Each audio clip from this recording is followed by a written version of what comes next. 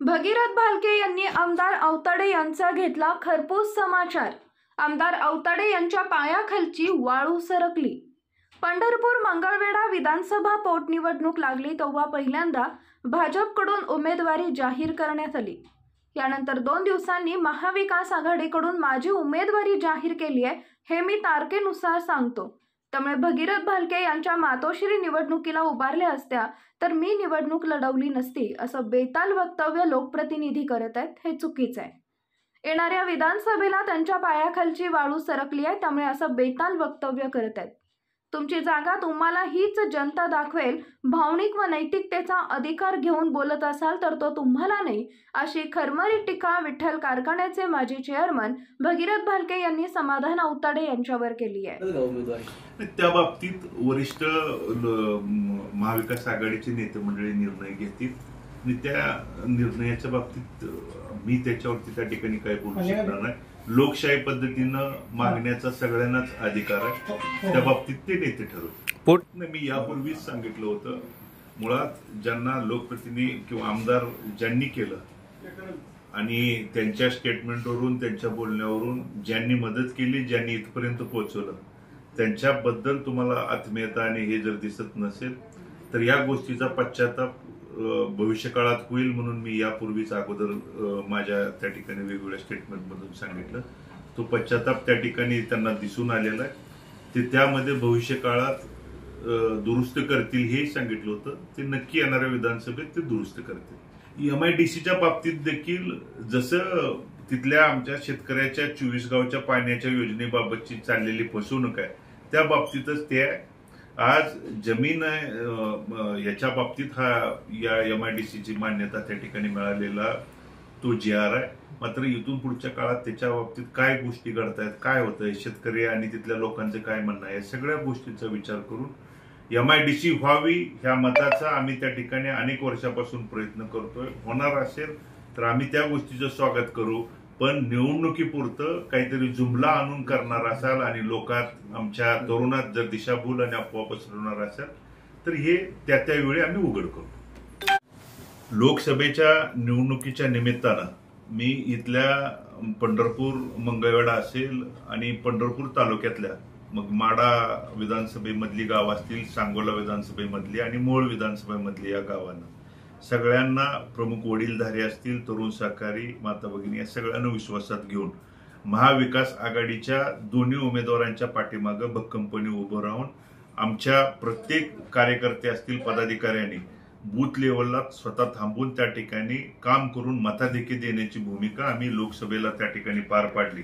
आणि पंढरपूर मंगळवेढा मतदारसंघातून जवळजवळ 45,500 मताधिक्य आदरणीय लोकप्रिय खासदार प्रणितीताईंना देण्याची भूमिका आमच्या सगळ्या सहकाऱ्यांनी त्या दरम्यान बजावली।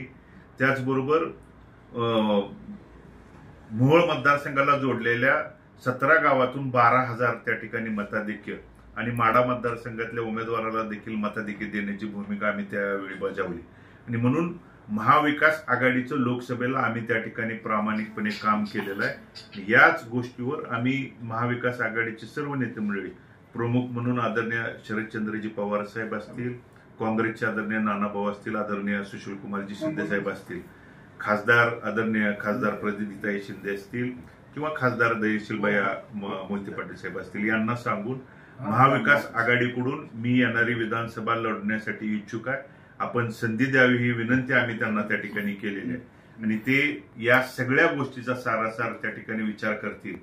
आज विधानसभेच्या निवडणुकीच्या निमित्तानं लोकशाही पद्धतीनं सगळे त्यांना त्या ठिकाणी भेटतील, येणाऱ्या काळात देखील भेटून उमेदवारी मागतील, पण लोकसभेमध्ये केलेलं काम आणि आजपर्यंत केलेल्या कामाचा सारासार विचार करून ते या बाबतीत सकारात्मक विचार करतील आणि त्यांनी संधी दिली तरी त्या ठिकाणी मी निवडणूक लढवलंय आणि त्यांनी त्या गोष्टीचा विचार जरी नाही केला तरी येणारी विधानसभा ही मी या ठिकाणी लढवणार आहे, म्हणून वरिष्ठ नेते मंडळींना त्या ठिकाणी मी सांगून आलो। मुळात लोकप्रतिनिधींचं याबाबतचं वक्तव्य अतिशय दुर्दैव आणि लोकांच्या या मतदारसंघातील सर्वसामान्यांच्या भावनांशी खेळून दिशाभूल करण्याचं मुळात हे वक्तव्य आहे। अरे, ज्यांच्या सहकार्याने, ज्यांच्या मदतीने तुम्ही इथपर्यंत पोहोचला ना त्यांचं तुम्ही त्या ठिकाणी होऊ शकला नाही, तर तुम्ही सर्वसामान्य नागरिकांचं तरी कदापि त्या ठिकाणी होणार नाही आणि होऊ शकणार नाही. मुळात हे वक्तव्य ते करत असताना कदाचित त्यांना स्मृतिभ्रंश झालाय की नाही असं मला बऱ्याच वेळा त्या ठिकाणी वाटतं.